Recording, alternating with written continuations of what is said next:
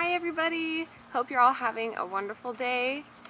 I just finished reading this Positive Parenting by Rebecca Eanes, and I'm really excited to tell you guys about it.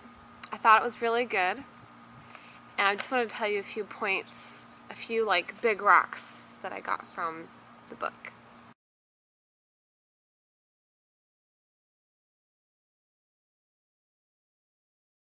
I feel like it's been a really popular topic lately. I've seen a lot of people on Instagram promoting positive parenting, and when I first heard people talk about positive parenting, I was really skeptic, because in my head I thought it meant that you were just like a pushover, that you were just like, don't do that honey, okay? And then, just like no discipline, kids running wild. That's what I kind of thought that positive parenting meant. It's not like that at all. It's a lot more than that. But I think it's hard for us to let go of like how we were raised and how our parents disciplined us or treated us, because then we think that's how we should keep doing it, and the cycle keeps going and going. And I'm not saying that my parents were awful parents. They were really good parents. But you can always get better. I think, the next generation can always improve and get better. And that's what I would hope for my daughter. Like, I know I won't be perfect, but hopefully I can be the best I can be, and then she can keep it going, and she can be the best she can be, and be even better parent, better mother than I was. So a few things I gathered from the book. Basically, the whole book was about the golden rule. We all know about the golden rule, like how would, treating others as you would have them treat you. And it seems simple, like, well, yeah, duh. But when you look at it closer, it's more like, okay, so if you're having a bad day, you want someone to come and yell at you and be annoyed that you're having a bad day and be like, ugh, you're so cranky. No, it's like the last thing you want. You want someone to say, what's wrong? What's going on? And actually like pay attention to you. And that's a pretty common thing, I feel like, with kids, is we'll say, oh, my kid's having a bad day. She's been ornery all day. Ugh, I'm so annoyed. I'm just trying to ignore her. She's crying and rolling on the floor, and I'm just, ugh. We should be giving our child attention, not giving them attention, not putting them like in timeout or putting them in the room and shut the door. One of the coolest strategies the book talks about is, instead of using time out, to use time in, meaning like, so like I was just saying, instead of putting your child in a room and shutting the door and saying you're in time out, but to actually go with your child, maybe they need to cool off for a minute or whatever, but go with your child and actually talk to your kid.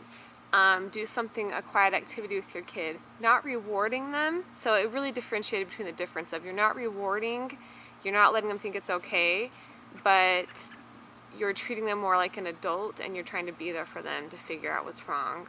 Doesn't mean that you don't remove your kids from situations. Obviously, if your kid's like hitting another kid, you're going to want to remove your kid from the situation. Most of us by now know that if you like spank your kid or something for hitting someone, that it's kind of like contradictory and doesn't really teach them a lot. On page 33 it says, if I expect my children to be kind, gentle, compassionate, and respectful, I must be kind, gentle, compassionate, and respectful. Children do not listen to the instruction of hypocrites, which I think that's what happens a lot. It's like the spanking, spank your kid if they're hitting someone. It's just hypocritical. It is your actions that guide their actions. So ultimately, by the time I got done reading this book, I thought, okay, this actually is telling me to be a better person. I have to be better, so she's better. I have to be that example. If I lose it and my temper's short and I'm angry, then she will do that too when she's upset. But if I remain calm when I'm upset and talk through it, then hopefully she will model that. And of course I'll have days where I'm not perfect and I might blow up, but my goal is to really just see my own reflection in her in a good way. The last really big point, the really big rock that I got from this book, it talks a lot about not holding children to a higher standard than ourselves can attain. It could be something simple like they didn't stick with their routine that day and nap at the same time, or they didn't eat what I cooked them, or things like that. When we as adults, we don't stay in our routine every day, for example, or we have bad days too. So shouldn't our kids be able to have a bad day? Sometimes, we're not sure what we want to eat.